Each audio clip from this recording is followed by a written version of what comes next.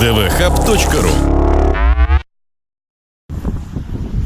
Возле Южного парка упал планный щит, светодиодная панель.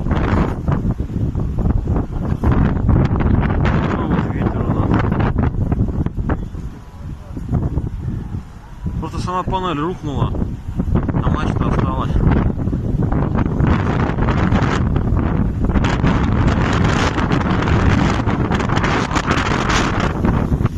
Здесь была рабочая сторона, стойка с подсветкой.